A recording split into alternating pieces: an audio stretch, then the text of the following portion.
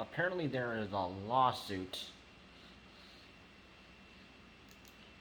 that has been made against the family of the Uvalde, Texas school shooter, the family, which also involves the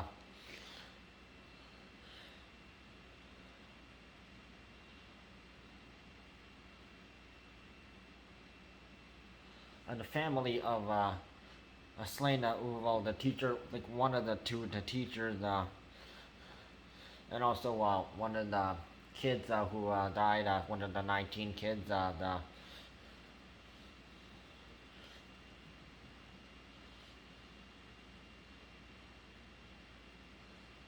also the teacher's husband who died of a heart attack. So that the family joining.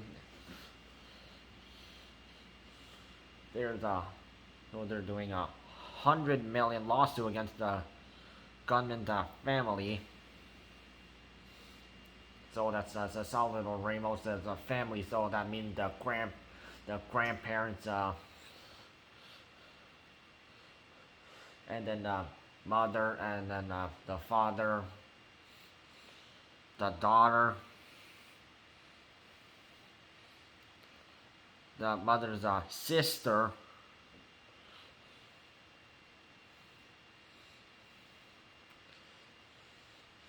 and also a distant relative,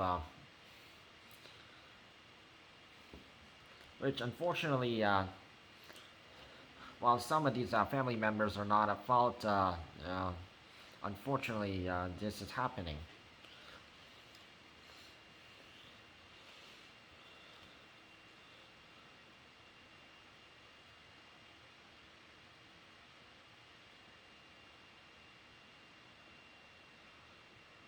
So just noting the first, the family of the teacher who died, Irma Garcia. Yeah, she was one of the teachers who were killed, and then and then her husband Joe died of a heart attack days later. So they're both families are joining this lawsuit against the family, which unfortunately is unfair against some of the family members, which they did nothing wrong,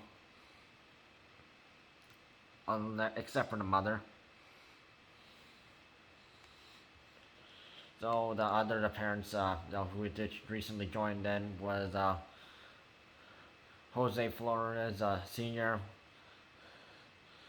whose 10-year-old son, one of the victims, one of the kids, Jose Flores Jr. was one of the 19 kids gunned down by Salvador Ramos Jr. We should say, because apparently the dad's name is also Salvador Ramos, or the second, although they didn't really mention that.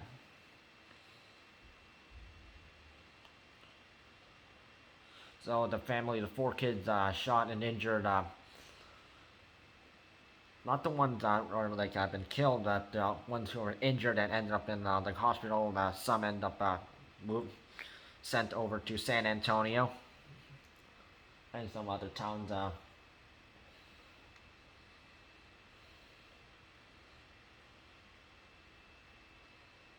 So they're also looking into the police response to the shooting, the school safety policies, and the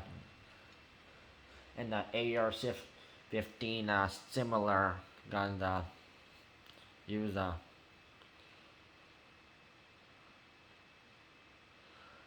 And the father of one of the victims of the kids shot dead hired a representative lawyer from the Sandy Hook in that school shooting.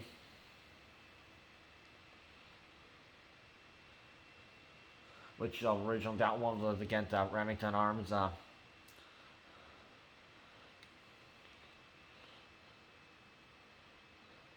So they're doing this against a poor family,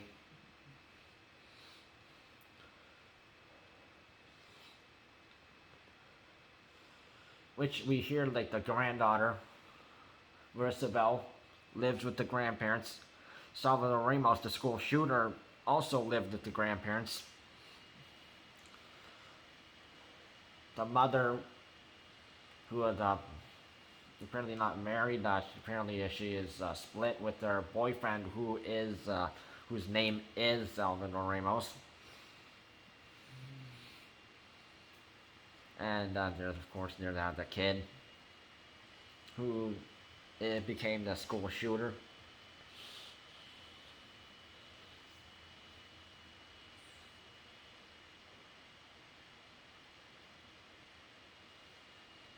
And unfortunately, while the family is the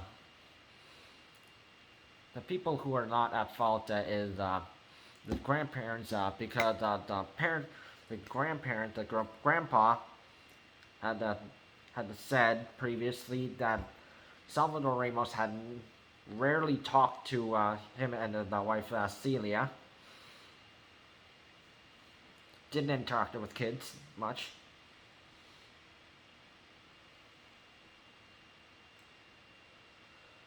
And also Salvador Ramos worked at a local Wendy's, so he is one of those poor kids. He had one of those low standard jobs.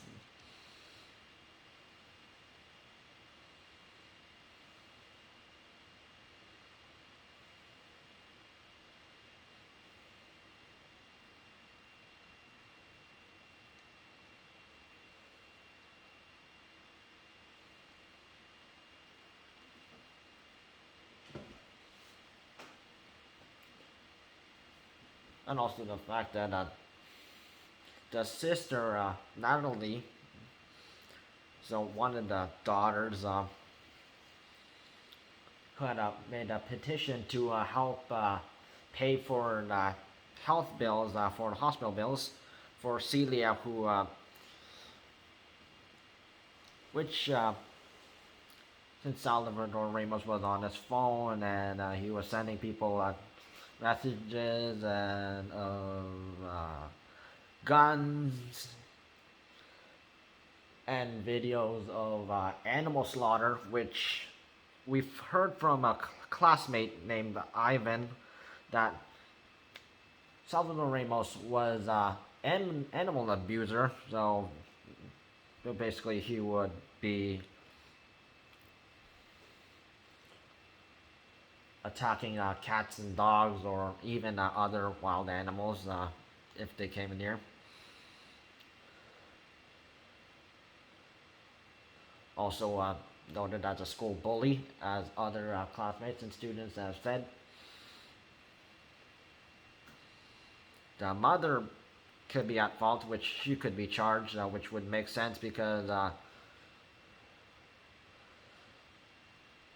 Natalie's sister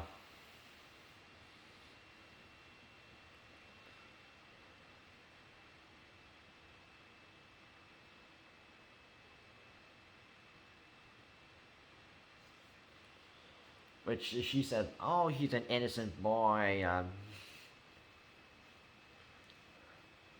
which she would also a child neglect.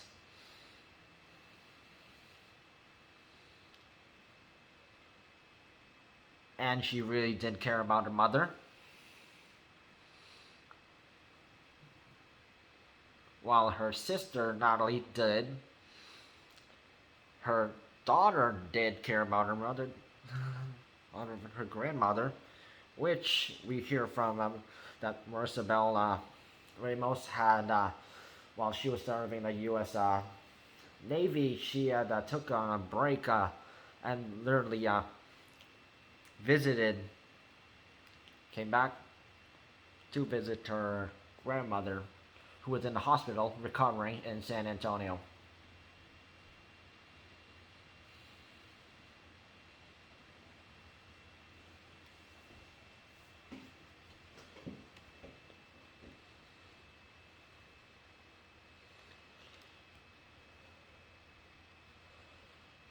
And like there's a lawsuit, the people who could be at fault, which would make sense, would be the police, which people are saying, why didn't you do anything? Just as it is noted that some people, like one parent, would literally grab a gun and charge in the school to find his kid.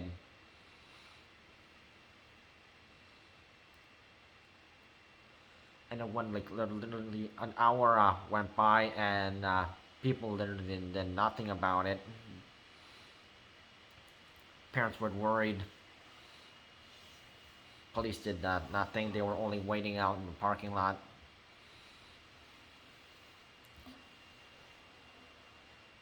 And the shoot off happened, and they ended up killing him.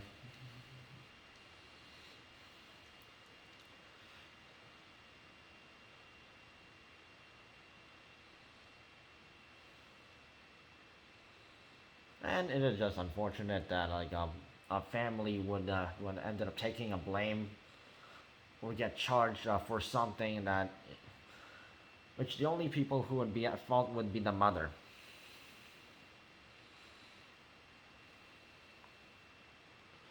Because Salvador Ramos barely talked to the grandparents. Natalie did care about the grandmother. Apparently, that's how Salvador Ramos. The reason he shot his grandmother was because she was regarding a phone bill, and she was calling AT&T, and then he got mad, and then he literally shot her in the head. Bang. Before he went off to the lost recklessly to the school, crashing that vehicle.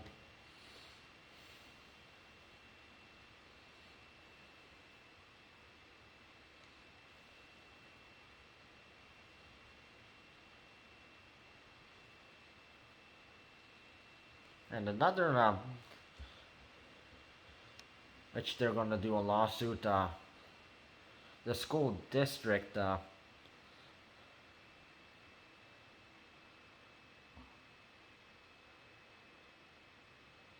which the teacher who had opened the door did not know if it was unlocked or locked. Just only opened it for the police to get in easy, but they're blaming the school district for that.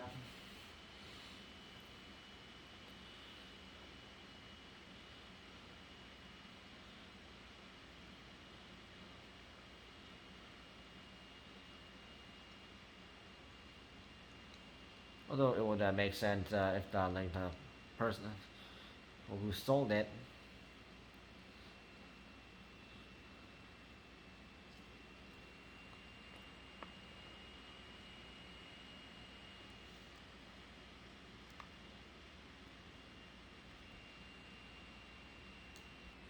And unfortunately, gun control still didn't happen, and they should have learned a lesson since Columbine.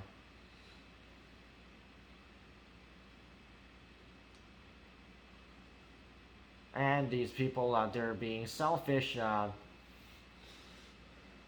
some people note, pursuing a poor family, which apparently some people have been saying on Facebook.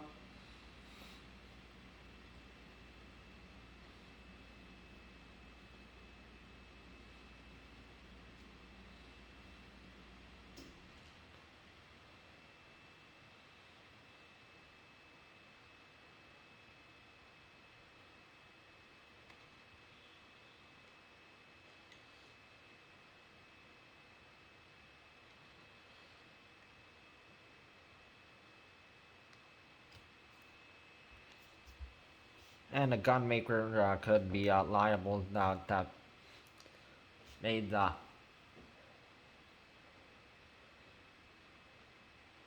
AR-15 like weapon.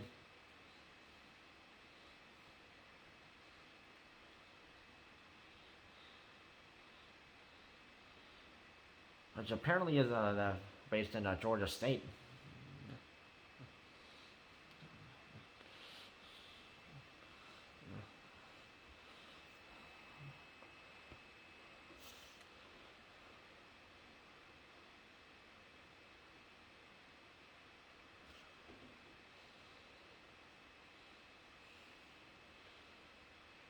So the family is being charged. The school district is being charged. Gun maker is being charged.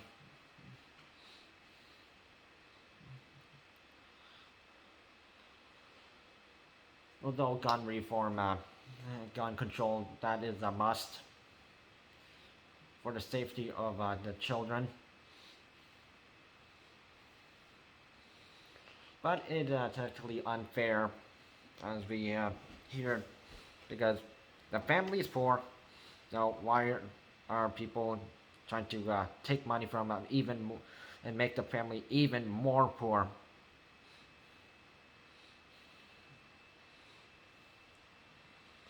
And the only person who deserves to get charged out of that family is the mother.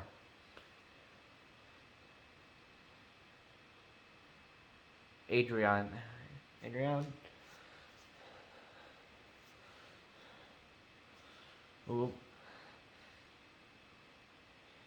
Adriel? Yeah, doesn't know her son. Thinks he's innocent. But look what happened. And now the whole family is paying for it.